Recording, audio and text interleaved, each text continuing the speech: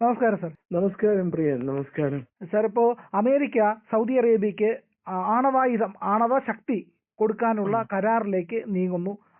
Saudi Arabia ഒരു ആണവശക്തിയാക്കി മാറ്റുക എന്നുള്ളതാണ് അമേരിക്കയുടെ ലക്ഷ്യം. ഇത് ആണവായുധങ്ങൾ നിർമ്മിക്കാനായിട്ട് ഉപയോഗിക്കില്ല എന്നുള്ളതിനെ പറ്റിയിട്ടൊന്നും കരാറിൽ വ്യവസ്ഥയോ അതിനെപ്പറ്റി ചർച്ചയോ ഇല്ല. പാകിസ്ഥാന്റെ അനുഭവം മുൻപ് അമേരിക്കയുടെ കയ്യിൽ ഉണ്ടായിട്ട് കൂടി, അമേരിക്കയ്ക്ക് നേരനുഭവം ഉണ്ടായിട്ട് കൂടി എന്തിനാണ് വിശ്വസിക്കാൻ കഴിയാത്ത ഒരു സാഹചര്യം നിലനിൽക്കെ സൗദി അറേബ്യയെ ആണവവൽക്കരിക്കുന്നത്? അത് ഒരു വളരെ ഗൗരവമായിട്ട് എടുക്കേണ്ട ഒരു ചോദ്യമാണ്. അല്ല, ഒരു കാര്യം ഞാൻ പറയാം. ഈ പാകിസ്ഥാൻ ഒരു ആണവശക്തി ആയതിന് പിന്നിൽ സഹായിച്ചു കൊടുത്തത് അധികവും ചൈനയാണ്. അതെ, അമേരിക്ക കണ്ണടച്ചിരുന്നു, വളരെ തന്ത്രപൂർവ്വം കണ്ണടച്ചിരുന്നു. അന്ന് ഈ അമേരിക്കയ്ക്ക് പാകിസ്ഥാന് ആവശ്യമുണ്ടായിരുന്നു. കാരണം സോവിയറ്റ് യൂണിയൻ നിലവിലുണ്ടായിരുന്ന സമയത്താണ് ഈ സംഭവം നടക്കുന്നത്. അപ്പൊ സോവിയറ്റ് യൂണിയനെ ഒന്ന് ബാലൻസ് ചെയ്യാൻ വേണ്ടിയിട്ട്, ഇന്ത്യനെ ഒന്ന് നിലയ്ക്ക് നിർത്താൻ വേണ്ടിയിട്ട് ഈ അമേരിക്കയ്ക്ക് പാകിസ്ഥാന്റെ സഹായം ആവശ്യമായിരുന്നു.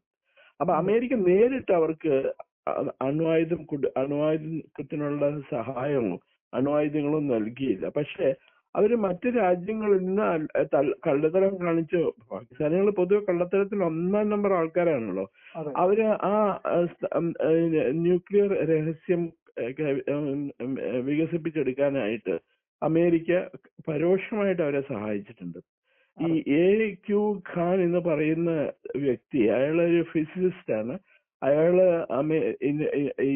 യൂറോ ആറ്റം എന്ന് പറഞ്ഞൊരു പ്രൊജക്റ്റ് ഉണ്ട്, അവിടെ വർക്ക് ചെയ്തിരുന്ന സ്വിറ്റ്സർലൻഡിലോ ജർമ്മനിയിലോ.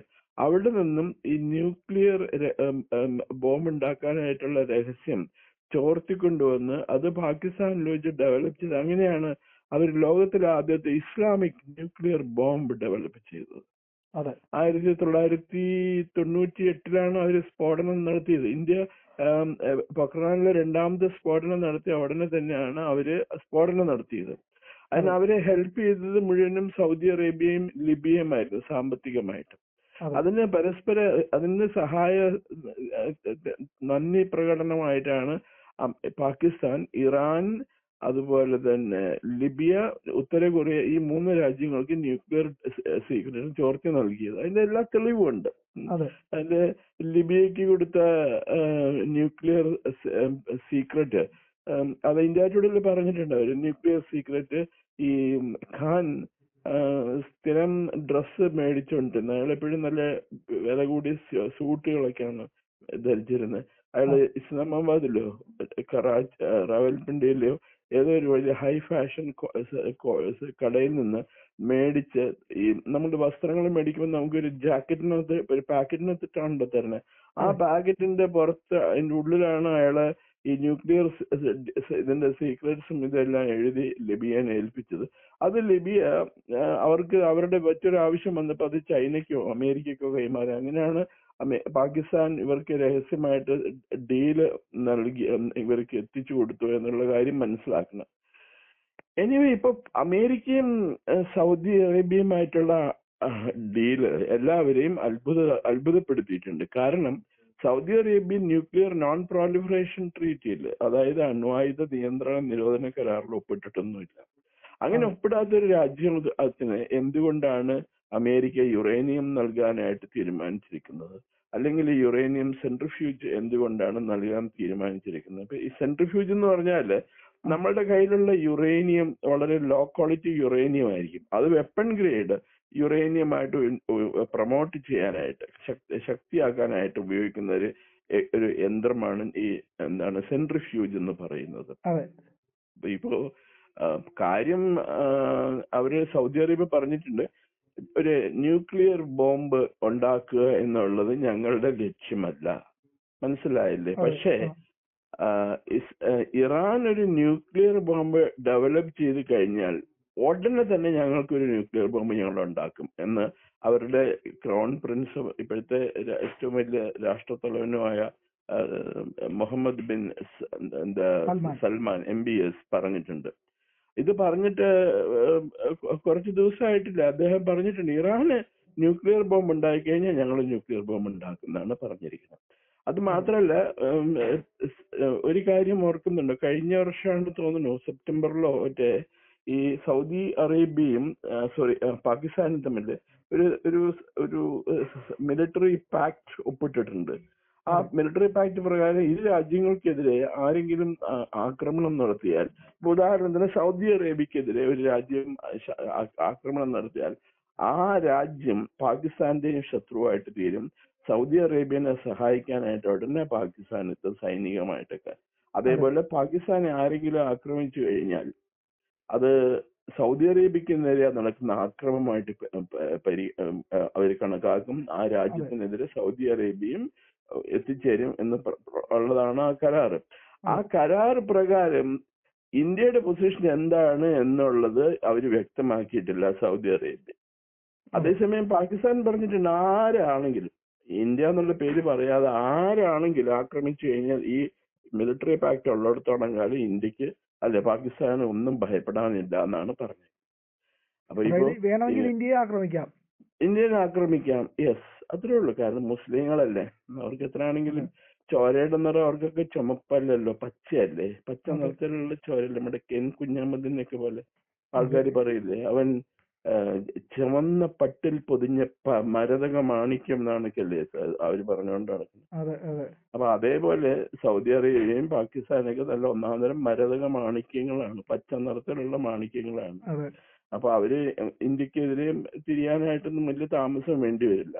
അപ്പൊ ഈ രണ്ട് കാര്യങ്ങൾ, ഒന്ന് സൗദി അറേബ്യക്ക് അമേരിക്ക നൽകുന്ന ആണവ സഹായം, അതുപോലെ പാകിസ്ഥാന് കിട്ടിക്കൂടായികൊന്നുമില്ല. പക്ഷെ ഇതിനു മുമ്പ് ജോർജ് ബുഷ് ഇന്ത്യയിൽ വന്നിട്ട് തിരിച്ചു പോയപ്പോ പാകിസ്ഥാനിൽ പറഞ്ഞു, പാകിസ്ഥാനിൽ വെച്ചിട്ട് പത്രക്കാർ ഇതേ ചോദ്യം വന്ന് ബുഷിന്റെ അടുത്ത് ചോദിച്ചു, ഇപ്പോ ഇന്ത്യയായിട്ട് നിങ്ങളൊരു സിവിൽ ന്യൂക്ലിയർ ഡീൽ ഒപ്പിട്ടിട്ടുണ്ട്, അതിനുശേഷമാണല്ലോ ബുഷോട് ഇന്ത്യയിലോ വരെയൊക്കെ ചെയ്തത്. അപ്പൊ അതേപോലെ ഒരു ന്യൂക്ലിയർ ഡീൽ നിങ്ങൾ പാകിസ്ഥാനായിട്ട് ഒപ്പിടുമെന്ന് ചോദിച്ചപ്പോ ബുഷ് പറഞ്ഞത്, രണ്ട് രാജ്യങ്ങളുടെയും ചരിത്ര പശ്ചാത്തലം പഠിക്കണമെന്ന്.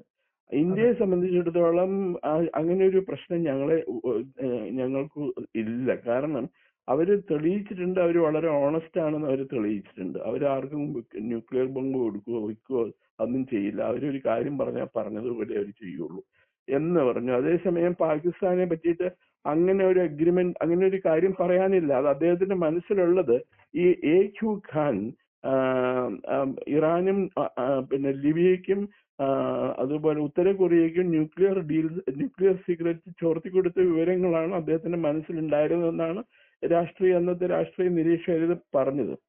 അപ്പൊ എന്ന് വെച്ച് ഇപ്പോ പ്രസിഡന്റ് ട്രംപിന് ഇപ്പൊ സൗദി അറേബ്യക്ക് ന്യൂക്ലിയർ ബോംബ് കൊടുക്കാം എന്നുണ്ടെങ്കിൽ തീർച്ചയായിട്ടും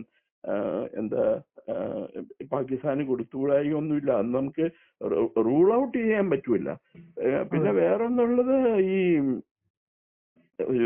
ഇപ്പൊ കൊടുത്തിരിക്കുന്ന സഹായം സൗദി അറേബ്യക്ക് അമേരിക്ക നൽകുന്ന സഹായം അനുസരിച്ചിട്ട് സെൻട്രിഫ്യൂജ് എല്ലാം കൊടുത്തു കഴിഞ്ഞിട്ടുണ്ടെങ്കിൽ ഒരു മിലിറ്ററി യൂസിനും സിവിൽ യൂസിനും, അതായത് സൈനികപരമായ ഉപയോഗങ്ങൾക്കും പിന്നെ അതേപോലെ തന്നെ സിവിൽ ഉപയോഗം, ആണവോർജം ഉൽപ്പാദിപ്പിക്കാൻ വേണ്ടിയിട്ടുള്ള ആ ഒരു ഡിഫറൻസ് അല്ലെങ്കിൽ ഡിമാർക്കേഷൻ, അത് ലൈൻ ഓഫ് സെപ്പറേഷൻ വളരെ വളരെ തിന്നായിട്ട് വരികയാണ്.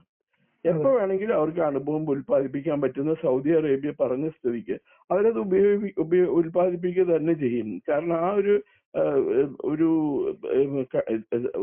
ഓപ്ഷൻ അവരുടെ മുമ്പിലിരിക്കുമ്പോൾ അവരത് ഉപയോഗിക്കാതിരിക്കില്ലല്ലോ. ഇത് ഇന്ത്യയെ മാത്രമല്ല ബാധിക്കണേ, ഇത് സൗദി അറേബ്യക്ക് അണുബോംബ് കിട്ടിക്കഴിഞ്ഞിട്ടുണ്ടെങ്കിൽ സൗദി അറേബ്യ ആർക്കെതിരെ പ്രയോഗിക്കാൻ പ്രധാനമായിട്ടും ഇറാനെതിരെ ഒന്നും ആയിരിക്കില്ല. അവർക്ക് ഇസ്ലാമിക് രാജ്യങ്ങൾ തമ്മിൽ ഇതൊക്കെയാണെങ്കിലും വഴക്കൊക്കെ ആണെങ്കിലും അണുബോംബ് പ്രയോഗിക്കുന്ന കാര്യത്തിൽ അവര് എന്താ പറയണത്, അത് ഉപയോഗിക്കാൻ പോകുന്ന ആദ്യത്തെ രാജ്യം ഇസ്രായേൽ ആയിരിക്കും. രണ്ടാമത്തെ രാജ്യം നാച്ചുറലി ഇന്ത്യ ആയിരിക്കും. അത് വിശ്വസിച്ചേ പറ്റുള്ളൂ. ഈ പറയുന്ന അത്ര വലിയ ബന്ധമൊന്നുമില്ല സൗദി അറേബ്യക്ക് ഇന്ത്യയുടെ അത്ര വലിയ കാര്യം. പ്രധാനമന്ത്രിക്ക് ഒരു ഏറ്റവും വലിയ ബഹുമതിയൊക്കെ കൊടുത്തിട്ടുണ്ടെങ്കിലും ഒരെണ്ണത്തിനെ വിശ്വസിക്കാൻ കൊള്ളില്ല ഈ മേത്തന്മാരെ. അപ്പൊ അവരെന്തും ചെയ്യാൻ മടിയില്ലാത്തവരാ. അതുകൊണ്ട് തന്നെ വളരെയധികം ജാഗ്രത പാലിക്കേണ്ടതുണ്ട് ഈ കാര്യത്തിനകത്ത്. ഇന്ത്യ വളരെയധികം ശ്രദ്ധിക്കേണ്ടതുണ്ട് അല്ലെ? ഇത് ശ്രദ്ധിക്കേണ്ടതുണ്ട്. പക്ഷേ ഈ പറഞ്ഞ പോലെ പാകിസ്ഥാനും അമേരിക്കയുമായിട്ട് ഒരു കാലത്ത് നമുക്ക് വിചാരിച്ചിരുന്നത് ഒരു സിവിൽ ന്യൂക്ലിയർ ഡീൽ വരില്ല എന്നാണ് വിചാരിച്ചിരുന്നത്. അങ്ങനെ ഒരു സിവിൽ ന്യൂക്ലിയർ ഡീൽ അമേരിക്കയ്ക്ക് സൗദി അറേബ്യയായിട്ട് ഒപ്പിടാമെങ്കിൽ തീർച്ചയായിട്ടും മാറിയ പശ്ചാത്തലത്തില് അമേരിക്കയ്ക്ക് പാകിസ്ഥാനുമായിട്ട് എഗ്രിമെന്റിൽ ഒപ്പിടാൻ കഴിയേണ്ടതാണ്. പിന്നെ എന്താന്ന് വെച്ചാല് ഇപ്പോഴത്തെ നിലപാടില് അമേരിക്കയെ അലട്ടുന്ന ഒരു പ്രശ്നം, ചൈന ഒരു ത്രെട്ടാണ് അമേരിക്കയ്ക്കെന്നും. അപ്പൊ ഈ ചൈനയുടെ ഒരു ഉപഗ്രഹ രാജ്യമായിട്ട് മാറുകയാണ് പാകിസ്ഥാൻ, മാറിക്കഴിഞ്ഞിരിക്കുന്നു. അതാണ് അവര് അലട്ടുന്ന ഒരു പ്രശ്നം. അങ്ങനെ പാകിസ്ഥാൻ ചൈനയുടെ ഒരു ഉപഗ്രഹ രാഷ്ട്രമായിട്ട് മാറി, സാറ്റലൈറ്റ് നേഷനായിട്ട് മാറിക്കഴിഞ്ഞാൽ അമേരിക്കയുടെ സുരക്ഷിതത്വത്തിന് ആഗോളതലത്തിൽ നമ്മൾ പറഞ്ഞ ജിയോ പൊളിറ്റിക്സിൽ വലിയ വ്യത്യാസം ഉണ്ടാവും, ജിയോ സ്ട്രാറ്റജിയിലേക്ക് വ്യത്യാസം ഉണ്ടാവും. അപ്പോ അമേരിക്ക അവരുടെ വിദേശ നയം റീവർക്ക് ചെയ്യേണ്ടി വരുന്നൊക്കെയാണ് ഈ ഇന്ത്യാസ് വേൾഡ് എന്ന് പറയും ഇന്റർനാഷണൽ അഫയേഴ്സിനകത്ത് അവരെഴുതിയിരിക്കുന്നു. അപ്പൊ അങ്ങനെ ഒരു പ്രശ്നമുണ്ട് ഇതിനകത്ത്. പിന്നെ പൊതുവെ ഈ നല്ല അമേരിക്കയും ഇന്ത്യയുമായിട്ട് ഈ പറയുന്ന ബന്ധമൊന്നും അത്ര നല്ലതൊന്നും അല്ല കേട്ടോ. ഈ പണ്ട് പ്രസിഡന്റ് നിക്സൺ ഇന്ദിരാഗാന്ധിനെ ഒരു സംഭാഷണത്തിന് ബിച്ച് എന്നാണ് വിളിച്ചത്, മനസ്സിലായില്ലേ? ബിച്ച് എന്ന് പറഞ്ഞാൽ അതിനെ മലയാളം പറഞ്ഞാൽ ഇനി അത് കുറ്റാവും. അന്ന് അമേരിക്ക അദ്ദേഹത്തിന്റെ നാഷണൽ സെക്യൂരിറ്റി അഡ്വൈസർ ആയിരുന്ന ഹെൻറി കിസിഞ്ചർ എഴുതിയിട്ടുണ്ട്. ഹെൻറി കിസിഞ്ചർ എഴുതിയത്, കിസിഞ്ചർ വിളിച്ചത് ഓൾഡ് വിച്ച് എന്നാണ്, മനസ്സിലായില്ലേ? മുതുക്കി ദുർമന്ത്രവാദിനി, നമ്മുടെ ഡാഗിനി മുത്തശ്ശിയില്ലേ, ഡാഗിനി മുത്തശ്ശീനെ പോലുള്ള ദുർമന്ത്രവാദിനി എന്നാ വിശേഷിപ്പിച്ച് മറ്റേ അയാളെ ബിച്ച് എന്ന് തന്നെ വിളിച്ചു പരസ്യമായിട്ട്. അപ്പൊ അങ്ങനെയൊക്കെയുള്ള പശ്ചാത്തലമുണ്ട്. അപ്പൊ അവർക്ക് ഇന്ത്യയോടുള്ള കണ്ടംപ്റ്റ് എന്തുമാത്രം ഉണ്ടെന്ന് മനസ്സിലാക്കിയില്ല. എത്ര ശക്തിയായിട്ടുണ്ടെങ്കിലും അവർ ഇന്ത്യക്കെതിരെ ആലോചിക്കാൻ തുടങ്ങി. ഇപ്പൊ ഉദാഹരണത്തിന് ഇപ്പൊ അമേരിക്കക്കാരല്ലേ ഈ ജന്തർ മന്തറിലെ പ്രകടനത്തിന് ഏറ്റവും കൂടുതൽ മുൻപന്തിയിൽ നിൽക്കണം. അവര് ആ കാര്യത്തിൽ MA ബേബി മാർക്സിസ്റ്റ് പാർട്ടിയും USA ഒക്കെ ഒന്നാണല്ലോ. നരേന്ദ്രമോദി ഗവൺമെന്റിനെ താഴെ ഇറക്കാൻ വേണ്ടിയിട്ട് ഇങ്ങനെ ചെയ്യുന്ന കാര്യത്തില് അവരൊന്നാണ്. അപ്പൊ അവർക്ക് ആ സമയത്ത് കമ്മ്യൂണിസം ഒന്നും ഉണ്ടാവില്ല. ക്രിസ്ത്യാനിറ്റി എന്ന് പറഞ്ഞാൽ അത് ഈ പറഞ്ഞ പോലെ അവരെ യുണൈറ്റ് ചെയ്യുന്ന ഒരു വലിയ ഘടകമാണ്. ഈ ജോൺ ബ്രിട്ടാസും തോമസ് ഐസക്കിന്റെ PhD ഒക്കെ ഇതായിട്ട് കൊടുത്തിരുന്ന ഒരു സായിപ്പുണ്ടല്ലോ അമേരിക്കയിലത്തെ CIA ഏജൻസിലെ കയർവിരിയുടെ, നമ്മുടെ പ്രൊഫസർ കയർവിരി എന്നുള്ള പേരൊക്കെ ഒന്നുമില്ല. ഏതായാലും വളരെ നിർണായകമായിട്ടുള്ള ഒരു ഡീലാണ് അമേരിക്കയും സൗദി അറേബ്യയും തമ്മിലുള്ളത്. അതിനകത്ത് ഇന്ത്യക്കും വളരെയധികം പ്രധാനപ്പെട്ട കാര്യങ്ങളുണ്ട് എന്നുള്ളതും ഏറെ നിർണായകമാണ്. വളരെയധികം നന്ദി sir. Okay, thank you Priyan, thank you. പ്രിയമുള്ളവരെ, മറ്റു മാധ്യമങ്ങൾ പറയാത്ത ഏറ്റവും പുതിയ വാർത്തകളും വിശകലനങ്ങളുമായിട്ടാണ് ഇന്ത്യ ലൈവ് നിങ്ങളുടെ മുന്നിലേക്ക് വരുന്നത്. നമ്മുടെ ചാനൽ കാണണം, ഒരുപാട് പേരെ കാണിക്കണം, അവരോടൊക്കെ ചാനലിൻ്റെ വരിക്കാരാവാൻ പറയണം, സബ്സ്ക്രൈബ് ചെയ്യണം. ചെയ്യാത്ത ആളുകൾ ഉറപ്പായിട്ടും ചെയ്യണേ.